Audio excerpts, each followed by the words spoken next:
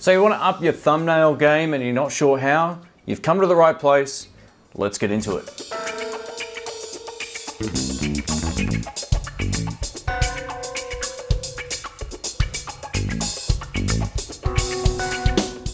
Welcome back to the channel, folks. My name's Shane. If you're new here, don't forget to subscribe and also click that little bell. This is part 2 of my YouTube help tutorial series of videos. If you haven't seen the first part, I'll leave a link up in the cards over here as well. Now on my main channel, which isn't this one, I've changed my thumbnail strategy a number of different times and I've seen varied results. So what you're gonna see pretty much straight away is what I think works the best, at least now in 2019. And you can give it a go and let me know how you go in the comments and whether or not it helps you, or give you some little tips and ideas about how to make better thumbnails, as well as also showing you the process behind it.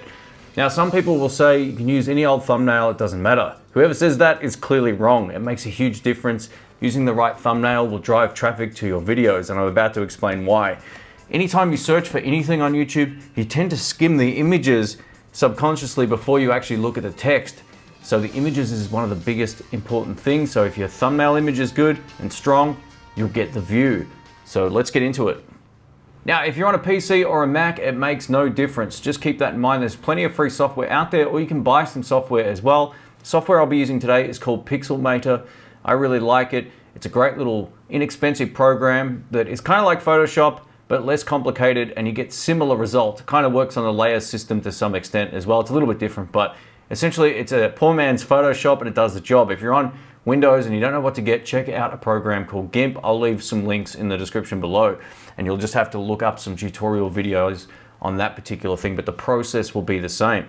All right, so what I like to do, anytime I make a thumbnail for YouTube, I like to start with these resolution specifications here. So the width of 1920 and by 1080. So the height is 1080, the width is 1920.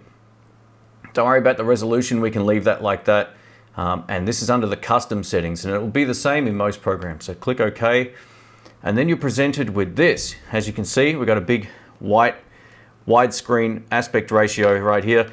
Picking the right picture for the thumbnail is an absolute essential. Today what I'm going to do is just go through some of my vacation photos and pull one into the project, and we're going to use that. It's not something that I would use for this particular channel, but you could probably see the thumbnail I used for this particular video was one made specifically with this program in the same process. So I'm gonna go ahead here and grab something that I think stands out. Now, I think this particular photo is probably already a good choice.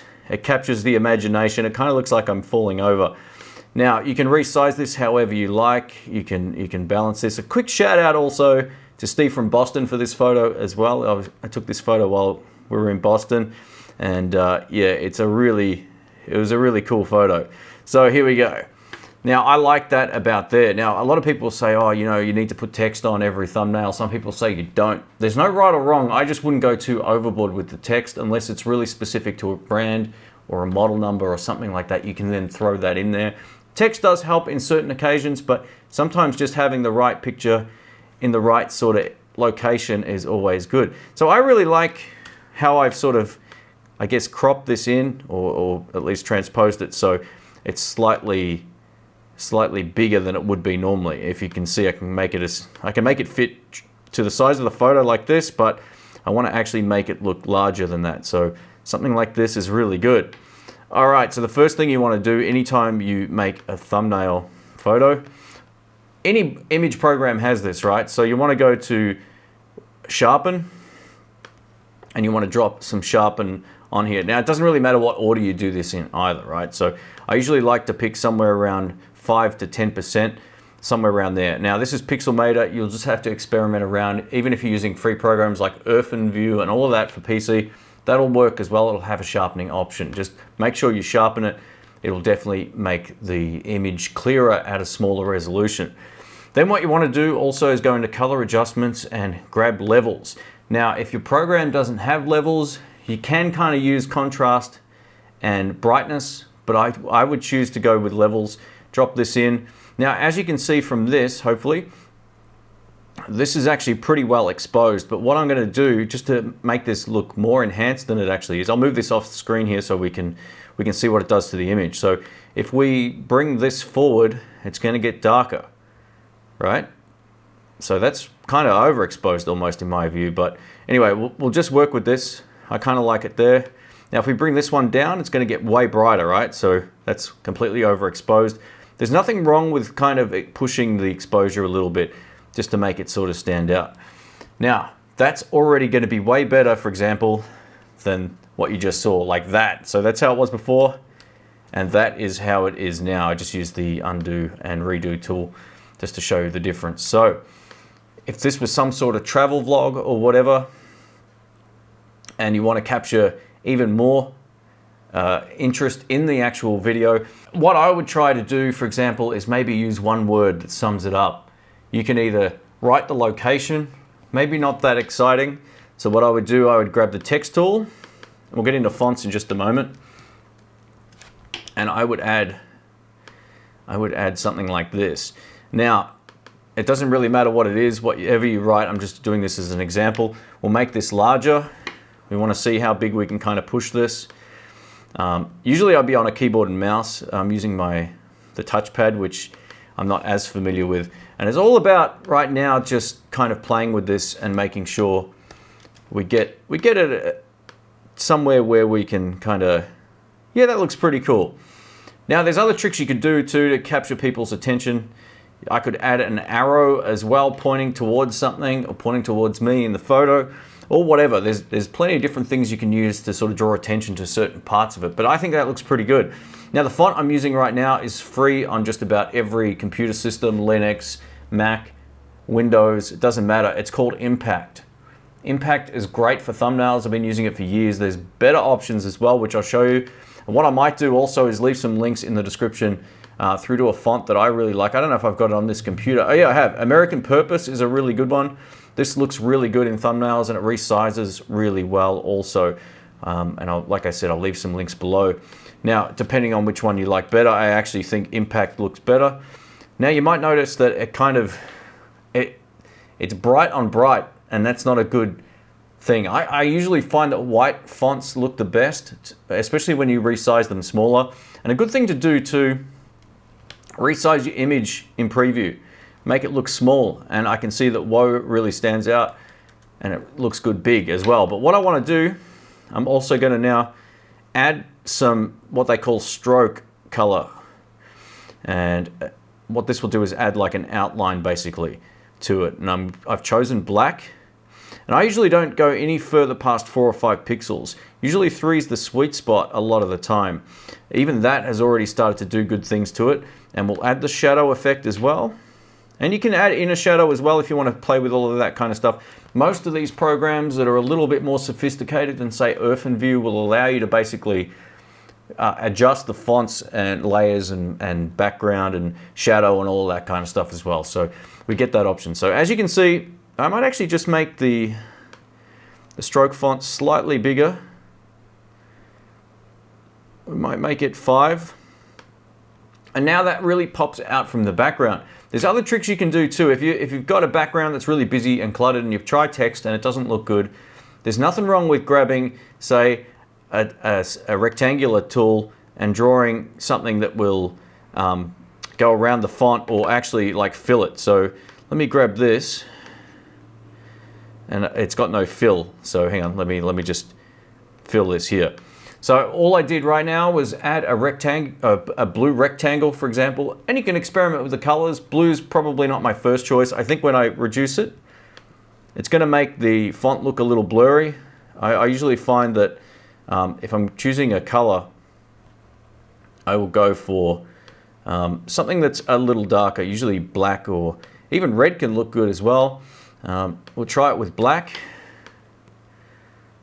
Now the cool thing about this is, as you can see with the black background, when I resize it, it's going to look great, and it doesn't really take away from the actual thumbnail itself.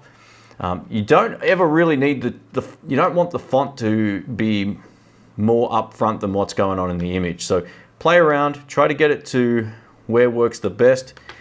You know, move things around, don't be afraid to experiment. And as you get better at this, you'll trust your instincts more. You know, like it's just one of those things. It takes a while to get comfortable and confident making thumbnails. But the point of this is to show you the easiest way to get really good thumbnails that work well on YouTube. And you don't have to sharpen the fonts or anything like that either. Just sharpen the main focus of the actual thumbnail itself. So if we were to get rid of, say, the little text box here, right? I'm going to show you something else we can do. We can go to Google Images.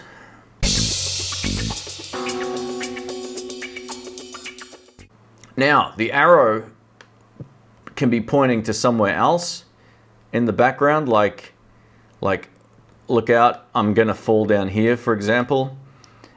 And, you know, that tells a story as well. Basically, like, you got a guy falling backwards. The guy's me in this case. There's an arrow pointing down the cliff. So that kind of captures your imagination, and that's what it's about, trying to get something that makes people think, oh, I want to see this. Now, in a certain niche like tech reviews, if you're going to basically, you know, if you're reviewing a camera, what I try to do is just get a really high-res photo of the actual camera or lens or whatever it is that I'm doing the review of, and that is it. You can add some text and overlay and all that kind of stuff to it as well. I've tried just about everything over the years, and sometimes my most successful ones are the ones without any text, and on other channels, my most successful videos are the ones with text. So it just depends on your niche. It depends on what it is you're doing or reviewing. If you're a vlogger, you probably don't even need to go past this kind of step. Maybe just one word or the place you're at, sharpen the image, add some brightness and contrast, but add levels if you've got that option first. And there's another thing you can also do to the image as well, is add a little bit of saturation. If you up the color saturation a little bit, it's also going to stand out more. There's other things you could do as well. I could grab a tool like this and essentially trace around the rocks and trace around me. I'm just going to do this quickly right now. This isn't obviously you know, done properly just for the sake of the demo. I don't want to take, you know, 20 minutes on a thumbnail just showing you how I would go about it, but you could essentially do this, right? I'm just going to quickly circle myself here. All right.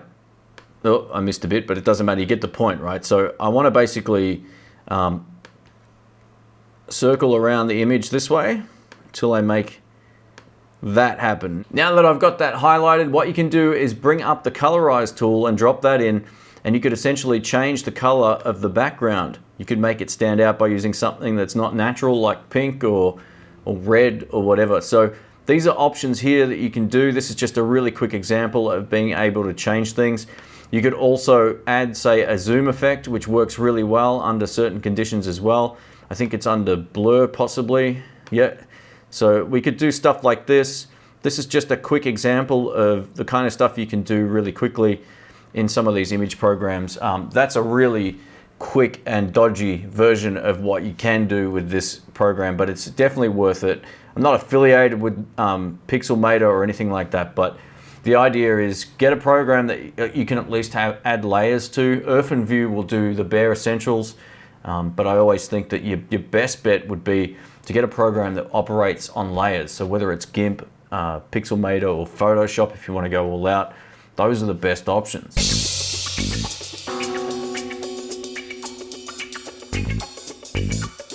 And that brings me to another point as well. If you're a vlogger and you're out somewhere, think about your thumbnail as you're going about your business filming.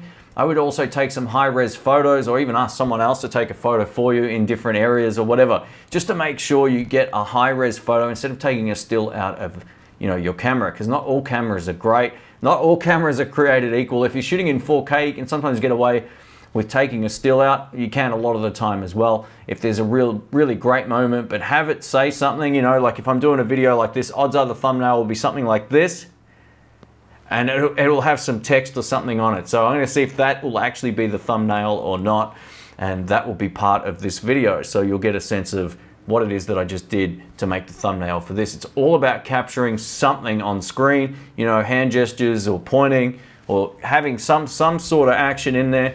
But like I mentioned, in terms of product reviews, it can just literally be the item up close, because that's what people want to find out about. Thanks again for watching, folks. My name's Shane. If you're new here, don't forget to subscribe and click the bell. Like I mentioned, this is part 2. If you wanted to see part 1, I'll leave a link up in the cards and you can check that out as well. It will take you through the playlist. I plan on releasing at least one of these videos every 2 weeks. Well, for as long as I have stuff that I want to put out there, and it's helpful stuff as well. So for those who don't know, my main channel is well over 100,000 subscribers and 60 million views. I've also helped create new channels up to 100,000 views in the first month. So these best practices definitely work. It still comes down to the content, but having a good thumbnail will easily get you seen better. If you have old content that doesn't get a lot of traction or action, change the thumbnail, try this, and watch what happens to them getting recirculated again. That's the cool thing about it. Thanks again, guys. Catch you soon. See ya.